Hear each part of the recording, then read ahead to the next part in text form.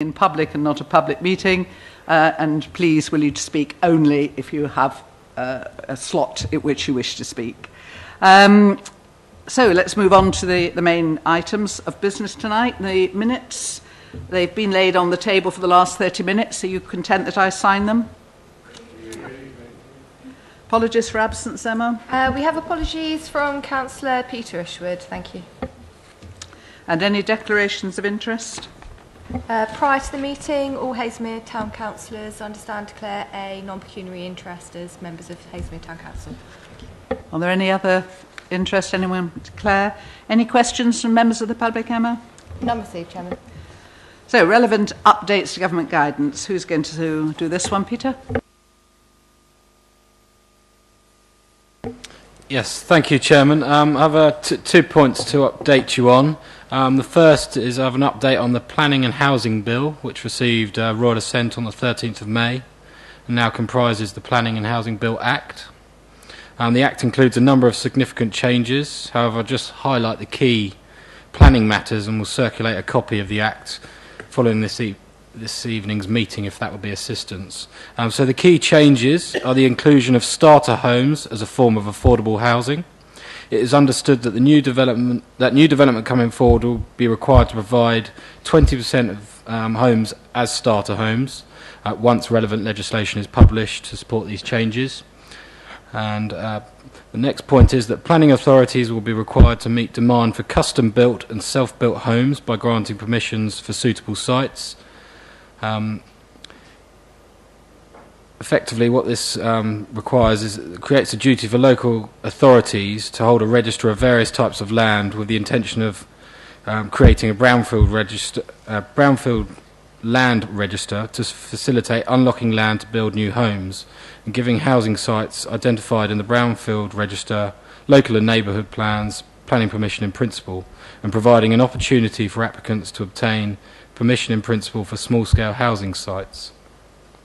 In terms of neighbourhood planning, the Act seeks to simplify and speed up the neighbourhood planning process to support communities that seek to meet local housing and other development needs through neighbourhood planning. The Act also will give the Secretary of State further powers to intervene if local plans are not effectively delivered. It extends the planning performance regime to apply to smaller applications and putting the economic benefits of proposals for development before local planning authority committees. The government will also carry out time-limited pilots on competition of processing planning applications, which will be fully evaluated prior to full implementation. That is quite a key point.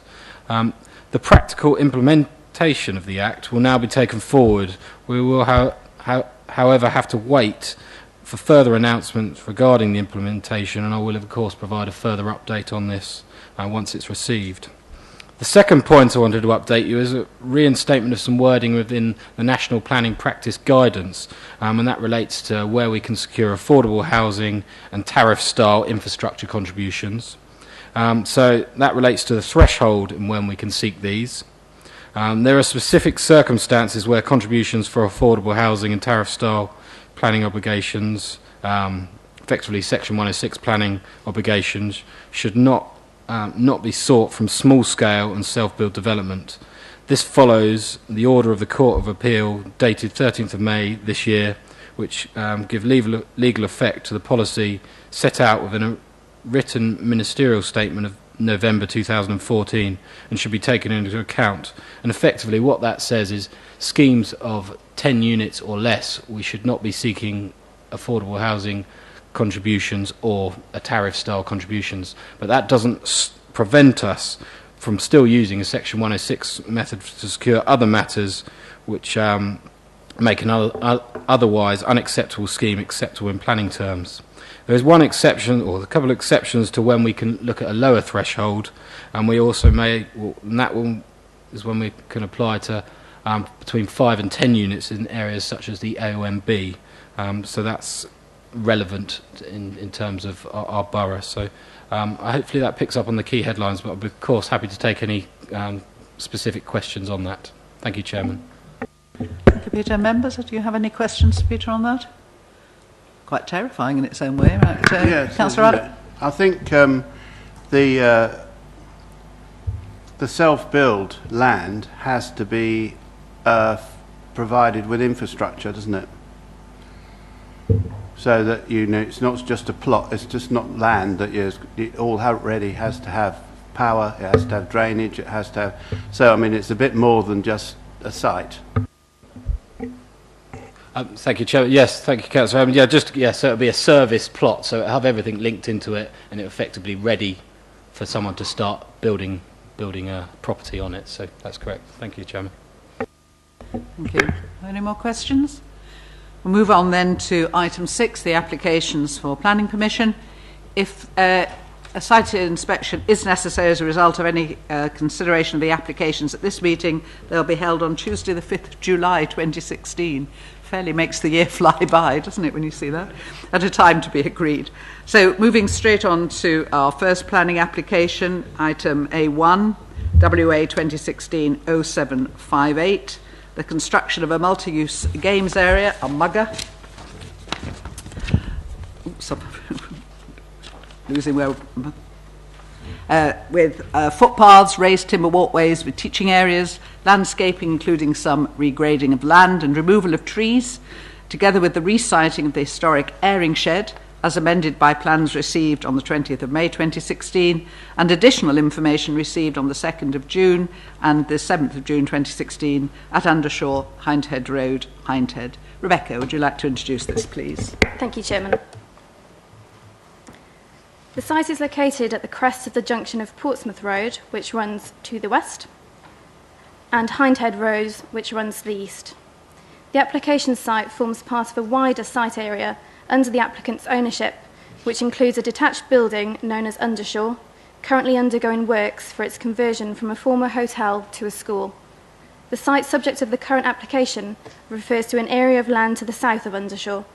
The land significantly slopes down from its northern apex in a southerly direction and is well treed. There is vehicular access in the northwest corner and pedestrian access off Portsmouth Road on the northwestern site boundary. A public footpath runs to the west of the site.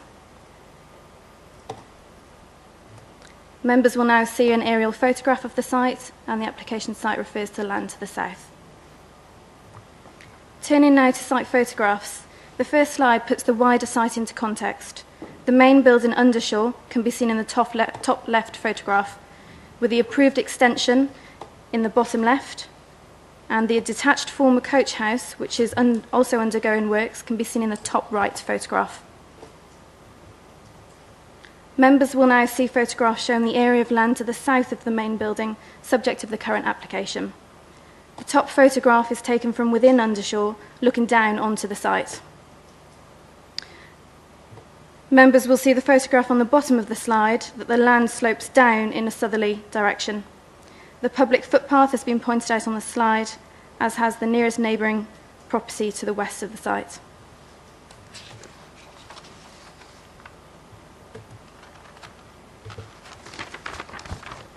Turning now to the block plan and the proposal.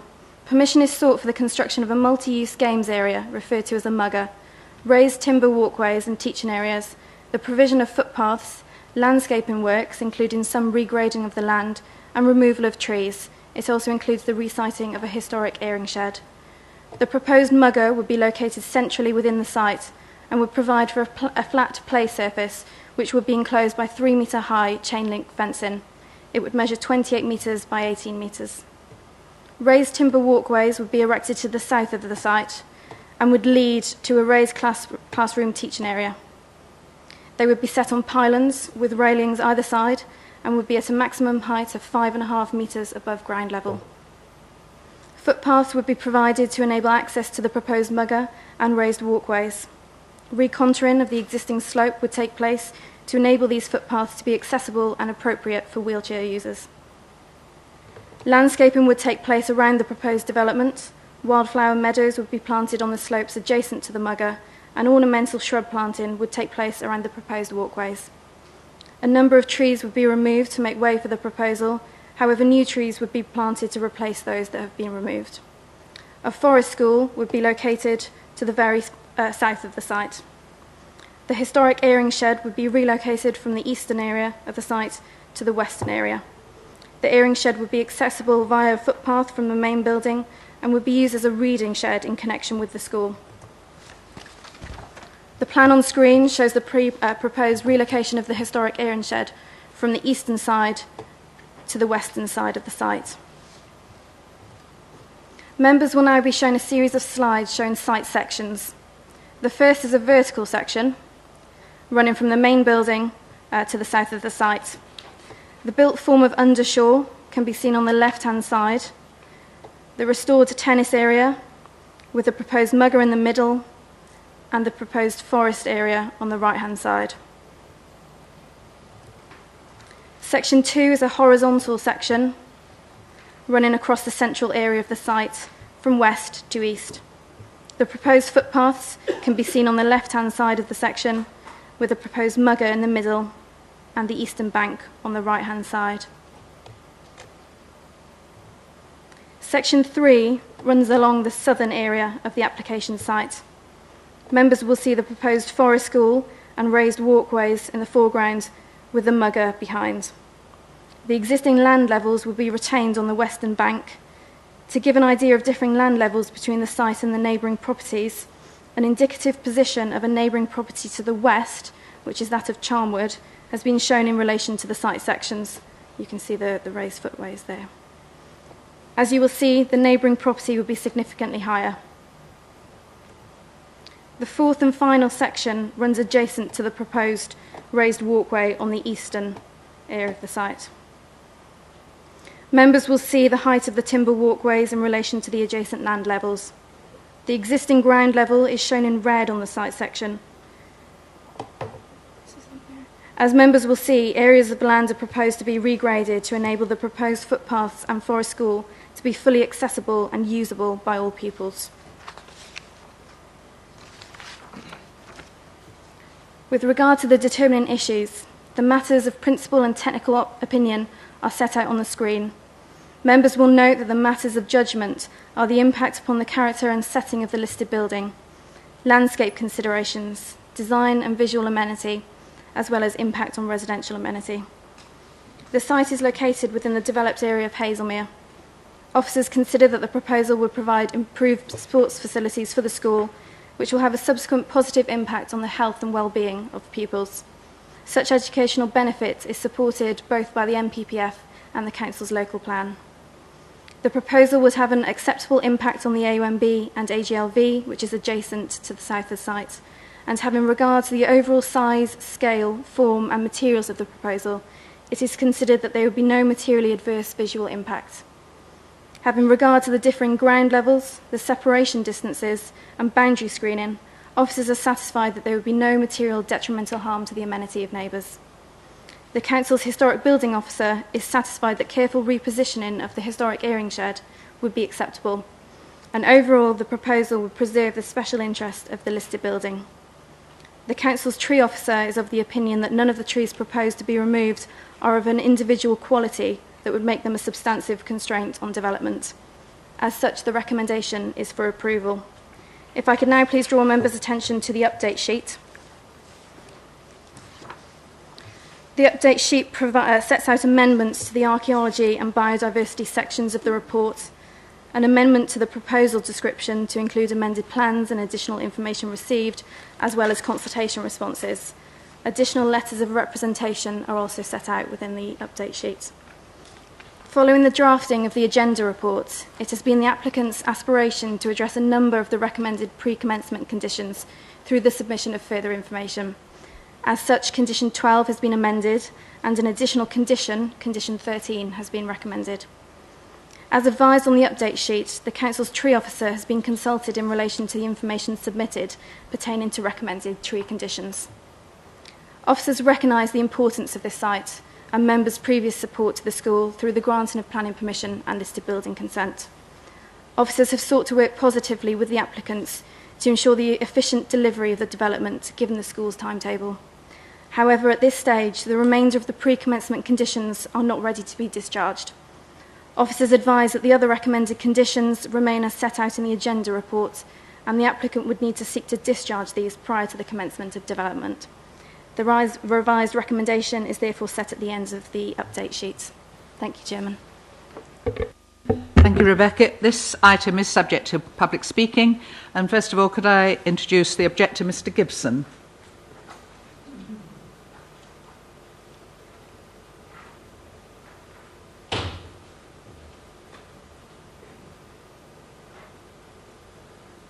And I think you've had the procedure explained to you, so when you're comfortable, press the large button and your 4 minutes will start from that moment.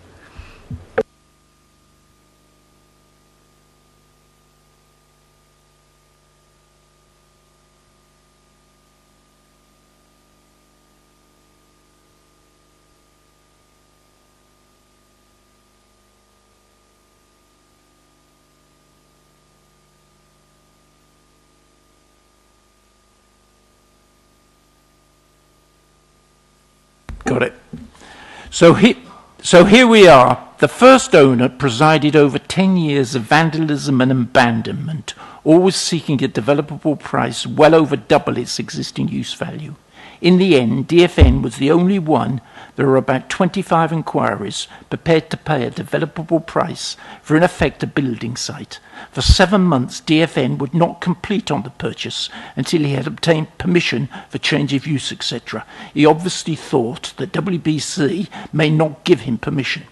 Then, despite a negative report on the sales process, English Heritage and the Victorian Society's condemnation, permission was given for extensions 3 times the size of the original when they should be subordinate, the tail wagging the dog, also destroying the well and getting the stable and widening corridors and doors, but even worse, destroying the whole ambience of the remote forest lodge isolation, absolutely essential for its character. Would any other great writers' houses be so treated?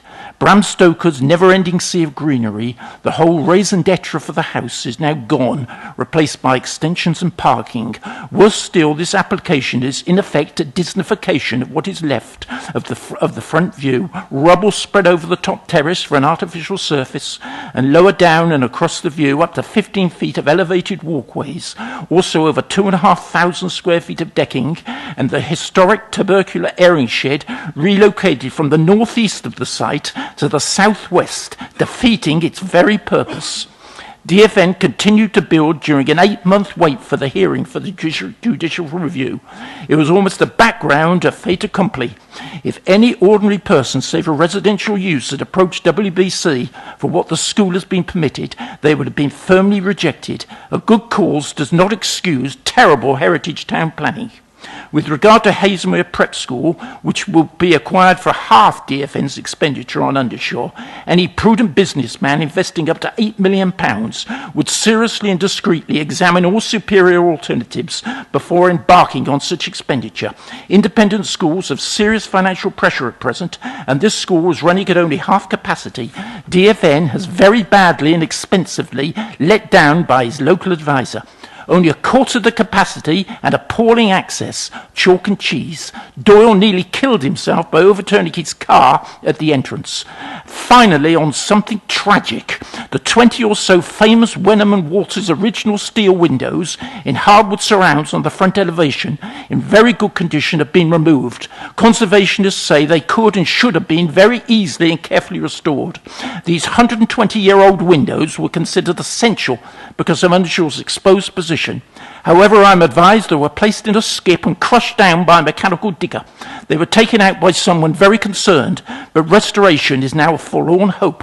Also, I'm told, other original windows with etched glass, an original 1897 Thomas Elsie fireplace on the top floor, even more importantly, the internal doors with doors mouldy brass finger plates, which have first been removed, but the doors and other items have been taken for architectural salvage. Some are being offered for sale at a large salvage fair next week at Henley, with doors provenance. How, with this sacrilege and sheer vandalism, which must be subject to a sacrilege and sheer vandalism, which must be subject to a fully independent inquiry, can DFN, who is responsible for his agents, be rewarded by this further impediment to the view, reminiscent of a Disneyland folly. Please reject this application. Thank you. Thank you, Mr. Gibson. Thank you. Now we have, could I invite the in support of Mr. Norman Stromsoy to speak to the committee?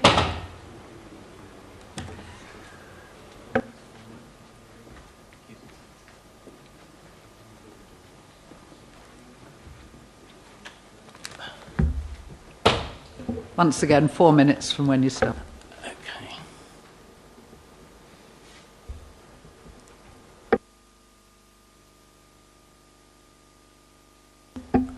Over the past 2 years working with Stepping Stones, I've seen children's lives transformed for the better. And this scheme will finally allow us to give more children access to our school and the vital help they need. Every child going to school in the UK is entitled to have space to play, learn and participate in games and sports. And in pursuing this planning application, we're simply asking for the same right. It's absolutely essential we have this playground if we're to comply with Department of Education requirements so we can open our school in September. The whole planning process has been very costly, not only to the public purse, but also to our own small charity. We simply cannot afford any further delay without letting down students, families and local authorities. Councillors previously gave permission for Undershaw to be developed as a school, and the building work is finally nearing completion. We ask councillors to be consistent and to give their planning approval for our plans for a multi-use games area. This is the equivalent of a large tennis court, and the play surface will be green in colour. The area will be fenced but not floodlit, so it does not inconvenience our neighbours. Appropriate planting will be carried out to soften any impact on the site.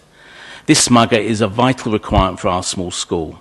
Extensive research and computer modelling has been undertaken to determine the best position for this, as it requires additional material to be brought onto the site to create this level area. A small number of trees will need to be removed, but extensive replanting will be undertaken, and the new trees and shrubs planted to enhance the garden and environment. The effect will be to recreate the views to the Surrey Hills enjoyed by Conan Doyle and his family when they lived at Undershaw. We need accessible footpaths to be constructed to allow disabled wheelchair users to gain access to all areas of the garden. In part, this will enable the school to meet its commitment to plan public access under the Section 106 agreement we have made with Waverley Borough Council. We want to ensure that all members of our local community can enjoy the garden and the views of the house. To this end, we proposed creating a wooden walkway which will be partly raised to give views back towards the house and access to the lower part of the site. We've made certain that our neighbours' privacy will be maintained at all times by ensuring their gardens are not overlooked by this feature. We intend to create a small forest school where children from the school and our partner schools can enjoy activities which enhance their understanding of the environment, and we'll create an environment which will attract birds, insects and animals onto site.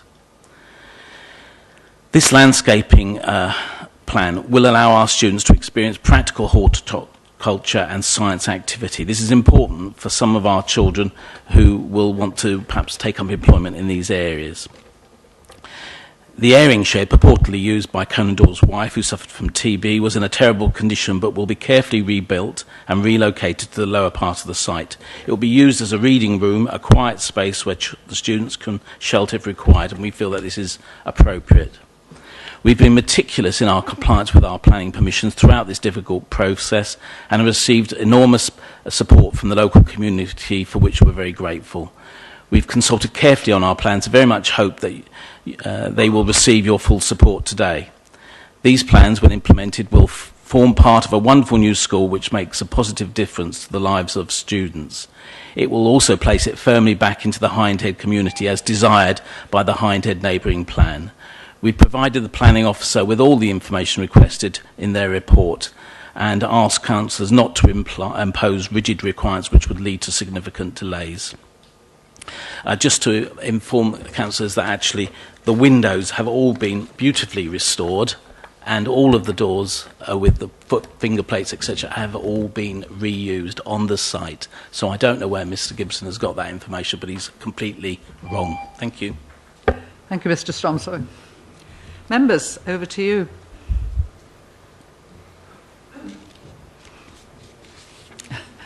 Councillor Hess? I fear I might be saying what's in everybody's minds anyway, but just in case there's any doubt, it's quite clear that the future of the school, the future of this site is as a school, and I'd implore my colleagues here to allow the school to be as good as it possibly can be and to support this application. The other point I'd like to make is that if this mugger is created in a manner that's consistent with the quality and the high standard that the rest of the build has been delivered with, then we've got nothing to worry about. Thank you. Councillor Inchbald? Thank you, Chairman. It may come as a surprise to some of you to learn that I'm not old enough to have actually known Sir Arthur Conan Doyle, but I have read many of his books as a child. With no solid evidence to back it up, I have a strong feeling that he would regard this use of his former home as being wholly appropriate, and I am completely in favour of this. Thank you. Thank you, Member. Does anybody else wish to add anything? Councillor King? Thank you very much, Madam Chairman.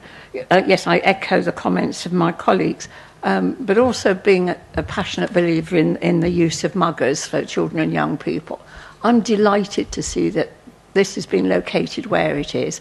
It will sit beautifully within the landscape, and I discovered tonight, which was one of my questions, that they're proposing to surface it with a green surface, which ticks all the boxes for me, and I support this application.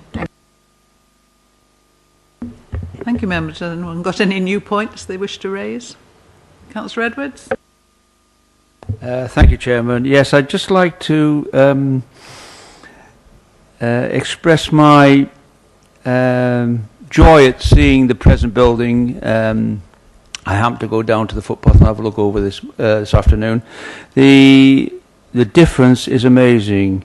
Many of us visited Undershore when it was in rack and ruin, and Waverley had to take on responsibility for ensuring it remained standing.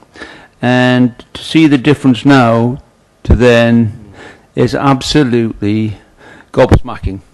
So I can understand Mr. Gibson's passion for the old part of the building, and I appreciate his concern, but on balance, I think this has been a big improvement, and I fully recommend it to my colleagues. Thank you. I don't think I've ever known such unanimity. Does anyone wish to say anything, or can we move straight to the revised recommendation, unless the officers wish to add anything? You've got off awfully lightly there, Rebecca. No? Or maybe it was just a very, very good report. So if members are happy, we can move to the revised recommendation that's on your update sheet. That, subject to the consideration of the Council's tree officers' comments regarding the submission of further information, permission be granted, subject to the existing conditions 1 to 11 on pages 31 to 35 of your original agenda report, the amended condition 12 and condition 13, which are on your update sheet, and the informatives 1 to 6, which are on pages 36 to 38 of your agenda report, that permission, as I said earlier, be granted. Can I see all those in favour of the permission to grant? Yes, that's unanimous. Turn myself off. Thank you very much. There is nothing else to add to on that recommendation. So we'll move straight on to the next item, item B1.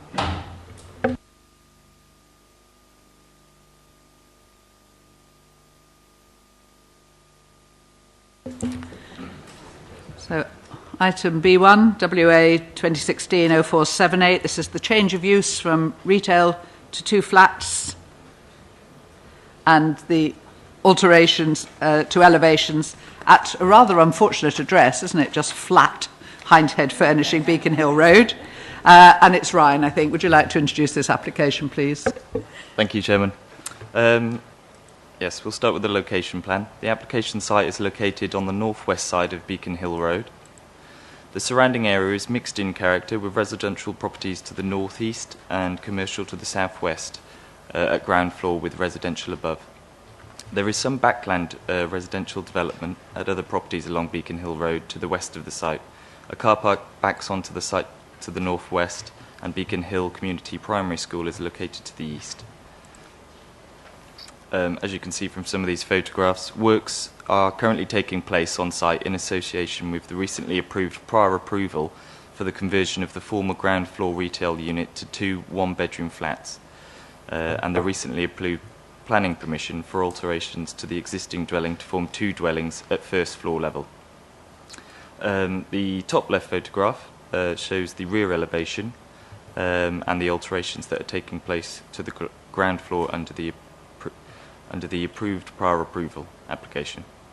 The top right photograph shows the front elevation of the property with changes to the bay window at ground floor level, approved under the prior approval application. The bottom left photograph here shows the side elevation of the property and the view from the street. And the bottom right photograph shows the side elevation and the access here. The existing floor and elevation plans can be shown here. This was existing before the implementation of the prior approval. This shows the retail use on the ground floor with a residential flat above. This application proposes to convert the ground floor from retail to 2 one-bedroom dwellings, together with the following alterations to the fenestration on the front and side elevations, and a part removal of the rear extension. Here you can see the approved prior approval plans. Works began in December 2015 in relation to the prior approval to convert the ground floor into 2 flats, along with associated external alterations. The differences between this current application and the previous approved prior approval application are the reposition and creation of 2 doors on the southwest elevation, the enlargement of a window on the southwest elevation, 2 small additional windows on the northeast elevation, 3 new roof lights to the rear here, an enclosed area for bins, recycling, and internal layout changes. Members should note that the applicants were unable to apply for this application under the prior approval process because works had commenced on site. So in conclusion, the provision of the 2 new residential units from a former retail unit has already been allowed under the prior approval permission. This application seeks permission for change of use from retail to residential, together with the external changes and associated internal reconfigurations. The officer's recommendation is for approval. The matters of principal and technical opinion are the principle of development, housing land supply, loss of retail, highways and parking, and the impact on the SPAs. The matters of judgment are design and impact on visual amenity, impact on residential amenity, standard of accommodation, and amenity space.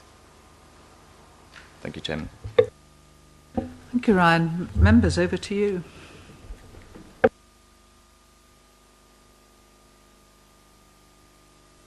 I'm glad you came, Councillor Hess. It's a very lonely evening, right? There's one thing that I'm not clear about in my mind, and that's the impact of the additional windows that will overlook one of the neighbouring properties.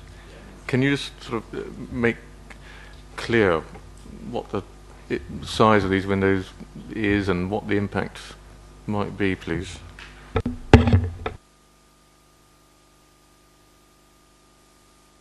And whether or not they will have to be opaque.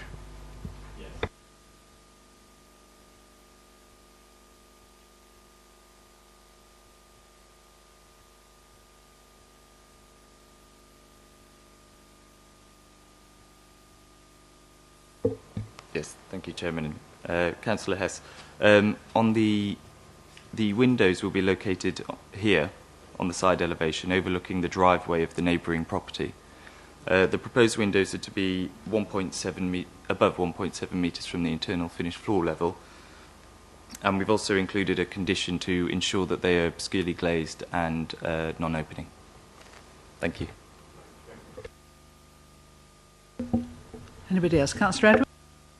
Thank you, Chairman. With regard to this property, vehicles, what happens about their cars, and what vehicle access do they have? Is it from the rear across our car park, Waverley Borough Council's car park, or what's happening there?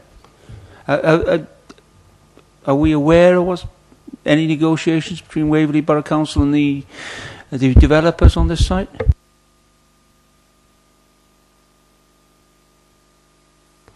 Yes, thank you, Councillor Edwards. There was no parking provisions proposed as part of this current application, nor were they as part of the prior approval application.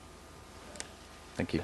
I know the site quite well. I used to live in Beacon Hill, but the alleyway down the side there, to the, I think it's to the south of the site, can a vehicle get down that side?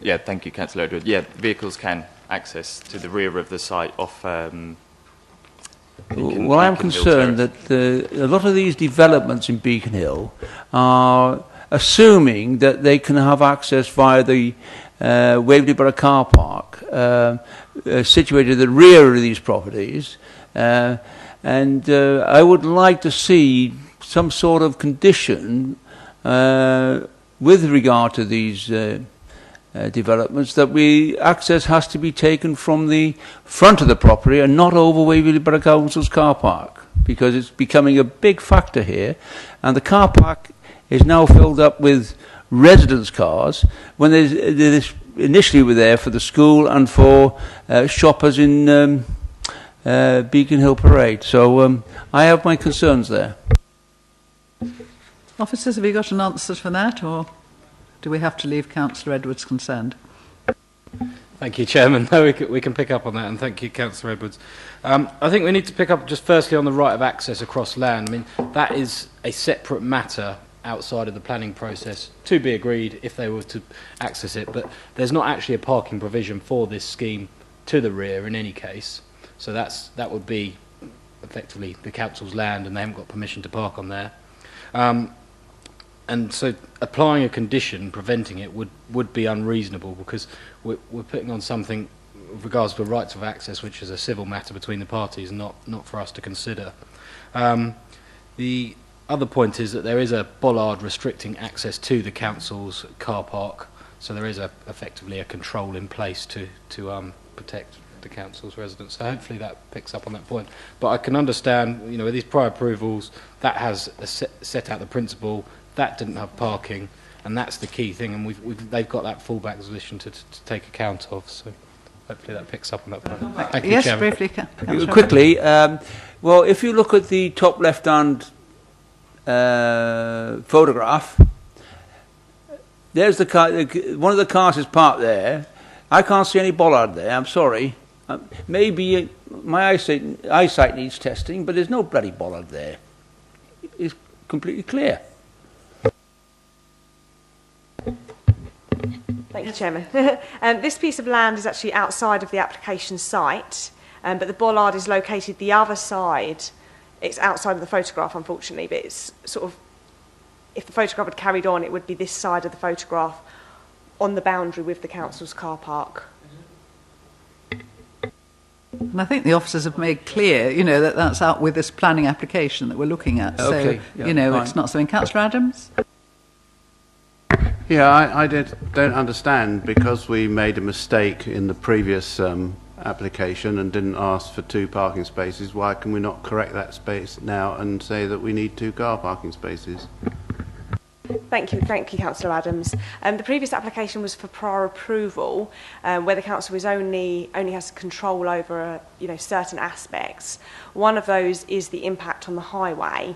Now, as part of that, we need to look at the previous use of the site, which was for retail, and compare that to the proposal, which was for 2 flats. And the requirement for car parking and the impact on the highway would be greater for a retail use than for 2 flats. And as a result, prior approval was granted. Now, for planning permission, there is slightly more control because we have our car parking guidelines to look at as well. But in this case, given that there is a prior approval fallback position for 2 flats, it would be unreasonable to object to 2 flats on that basis, because they could implement a very similar scheme without any car parking. Thank you, Councillor Adams. Members, are there any more questions, or can we move straight to the recommendation? Councillor Edwards? I'm sorry to go on about this, but we're going to have a problem here because if all the shops decide that they're going to put 2 or 4 flats in, then and there's no restriction on car parking, where are we going? What's going to happen? You sound a bit like the chairman who's safely tucked away somewhere nice and sunny, presumably, but this is one of the points he's raised. But it's not relevant to this particular planning application, and that's the problem. You know, we can't stop a planning application because we don't like what might happen in the future. Elizabeth, you want to come? Chairman, if I could just help on that. I think you've raised a very valid point, Councillor Edwards, but the reality of it is these flexibilities that the government is introducing on the back of allowing the easier changes of use to take place are deliberately to free up the opportunity to create dwellings with less planning constraint. And it's obviously not music to our ears where we have our guidelines in place, but the reality of it is it's the legislation the government's been bringing in over a period of time to make it as easy as possible to create new residential accommodation. And you've identified one of the very consequences of it, which is regrettable, but it is where we are. And where there is a fallback, as Louise has said, it simply wouldn't be reasonable for us to then, on the basis of an application, this is very, very similar, to raise an objection which previously would not have been a requirement on the prior approval. So it's a very good point, but unfortunately we can't do anything about it. Thank you, Chairman. No, thank you, Elizabeth. Members, any other questions? Councillor Adams? Well, I appreciate that's a legal position. But I mean, for good neighbours to work constructively with their other neighbours, it seems to me that we should, as an authority, try to persuade them to actually abide by the guidelines which we've delivered, which we've proposed. I mean, these guidelines have been carefully thought out precisely because of the parking problems that we have in Waverley. So for individuals just to ignore them because it suits them for a particular application is extremely selfish. I think, you know, you make a good point, and I don't think anyone's going to disagree with you, but I think the position we're in on this particular application means, you know, we can't right all the wrongs through one application, and in fact would be unreasonable if we did try that. So if there's nothing else, shall we move straight to the recommendation on this one? So the recommendation is that, subject to conditions 1 to 4, and the informatives 1 to 3 is set out on pages 57 to 58 of your report, that permission be granted.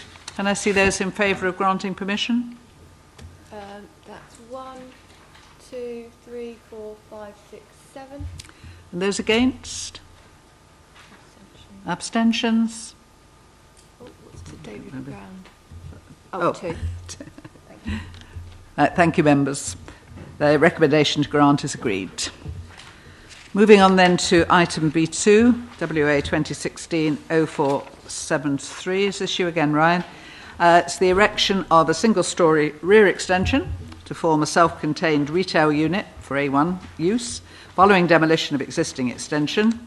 Change of use of first and second floors of existing building from retail storage, A1 again, to form 3 dwellings, C3. You're learning your use classes, if nothing else, this evening.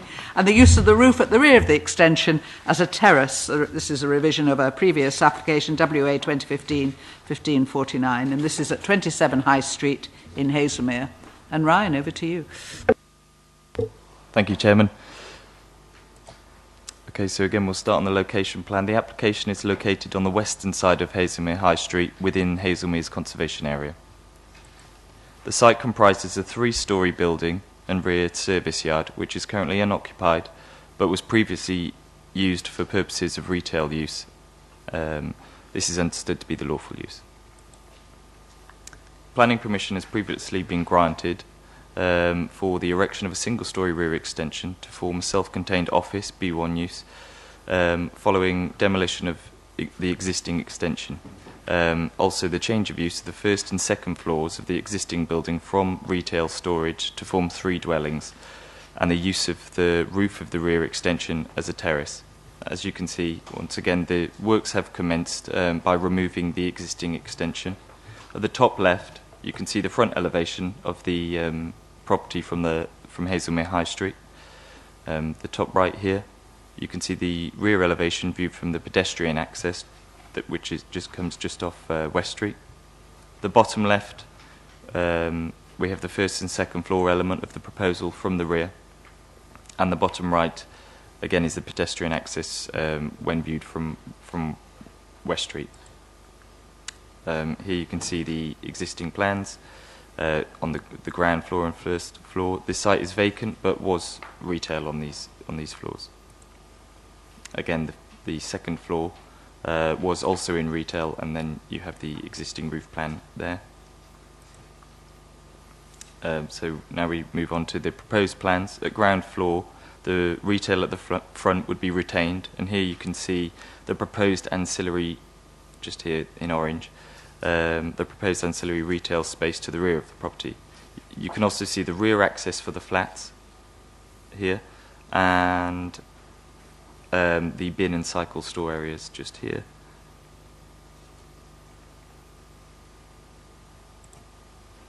Here you have the second floor and the roof plan. On the second floor, highlighted in blue, would be the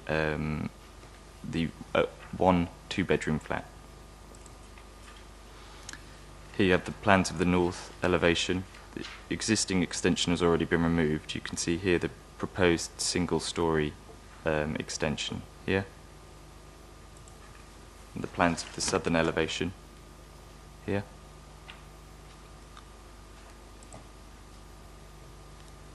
These are the existing and proposed front and rear elevations of the property. It should be noted that there are no changes to the front of the property as shown here. Here you can see the differences between the current proposal and the previous permission, reference number WA 2015-1549. So planning permission has previously been granted, as I said, for an almost identical scheme, apart from the use of the proposed single-storey rear extension for retail use purposes rather than as an independent office use, which is shown in the orange there. So in conclusion, the proposal is considered to be in an appropriate location. It would be acceptable in terms of design and impact on conservation area, and would have an acceptable impact on the surrounding neighbours. In addition, highway implications would be acceptable. The matters of principal and technical opinion are the principle of development, housing land supply, impact on town centre, highways and parking, archaeology, and impact on SBAs. Matters of judgment are design and impact on visual amenity and the appearance of the conservation area, impact on residential amenity, standard of accommodation and amenity space. Thank you, Chairman. Thank you, Ryan. Members, over to you.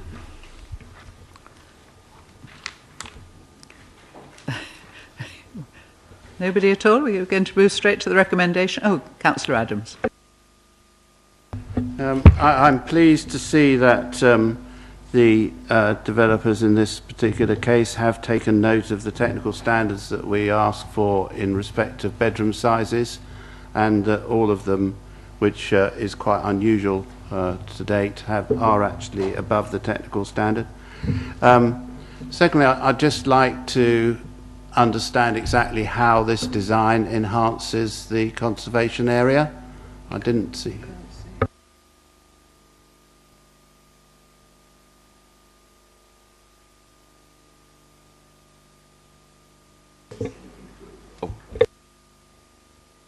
Sorry, officer, is he coming back with an answer to that? Or yeah.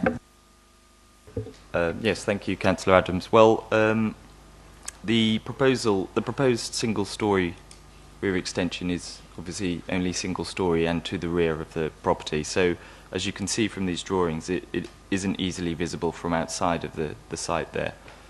We've also put in a condition so that we can control the external materials to be used, so that they're in keeping with the conservation area itself. Thank you. Councillor Hall. That's okay, Chairman. Councillor Edwards. Thank you, Chairman. I'd just like to say that this will be a vast improvement in what's there at the present time, and I do hope that other landowners in the area take note of the improvements made, because it's in a terrible state in certain areas, and hopefully this will trigger an improvement by them. Thank you. I think we would all echo that. I think, you know, when we've got development within any conservation area, in any of our major settlements, or indeed in any town centre, we want an improvement. We don't just want it sort of botched together. It should be an opportunity to improve some of the mistakes we made in earlier times. Any other comments that people would like to make? Oh, you're coming back now, Councillor Hall. I remembered what I was going to say.